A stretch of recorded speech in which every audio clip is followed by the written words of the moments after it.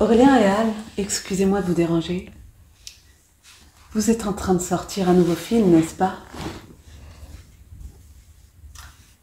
Ce n'est pas, à proprement parler, sortir un nouveau film, c'est de terminer la post-production, de la production pour qu'un film existe. Je vous ai vu au studio d'enregistrement la dernière fois. Vous n'avez pas voulu m'en parler. Est-ce qu'aujourd'hui vous pouvez en dire plus de ce film à venir? Ah, vous ne souhaitez toujours pas.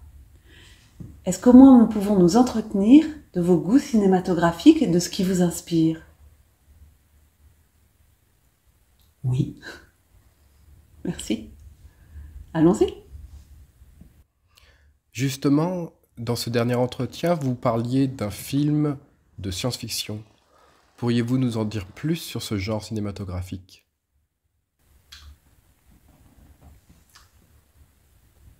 Je peux dire qu'il m'importe de considérer que la dite réalité, c'est celle qu'on veut bien en penser comme réalité.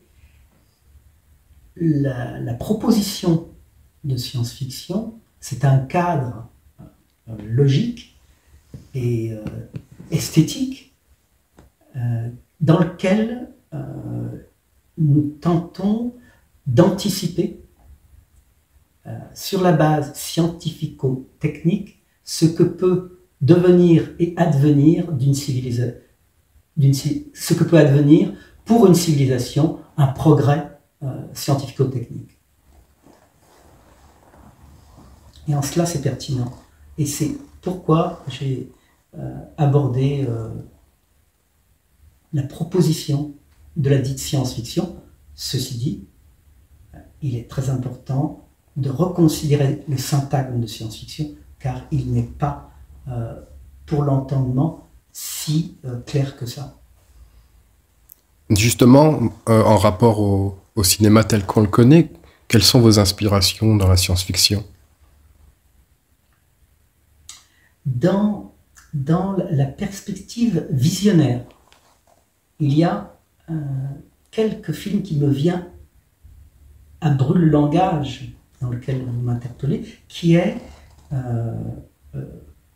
Fahrenheit 451 de François Truffaut, Alphaville de Jean-Luc Godard, 2001, l'Odyssée de l'espace de Stanley Kubrick, le Stalker de Andrei Tarkovsky, Solaris d'Andrei Tarkovsky.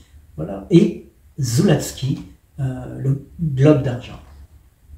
Voilà ce qui vient. Ce ne sont pas les plus connus, à part 2001, l'Odyssée de l'espace. Et à votre sens, alors, à quoi sert le cinéma? Je fais la distinction entre le cinéma et le cinématographe pour bien distinguer que ce dans quoi je me suis engagé avec la technique, la science technique, donc la science de la construction, de faire une fiction pour sensibiliser à la réalité ou au devenir d'une réalité. Alors voilà l'art cinématographique, qui est de prendre en compte l'ensemble des conditions de production, qui est financière, technique, et donc par là même de redonner à la science sa juste place, c'est-à-dire de permettre une vision qui est aussi indépendante que dépendante des moyens techniques et financiers. Et l'art cinématographique, qui se distingue du cinéma pour moi, ce n'est pas pour favoriser la distraction, mais pour sonder et permettre un approfondissement de l'attention dans un sens plus dérangeant, plus éprouvant pour le spectateur qui voudrait se distraire.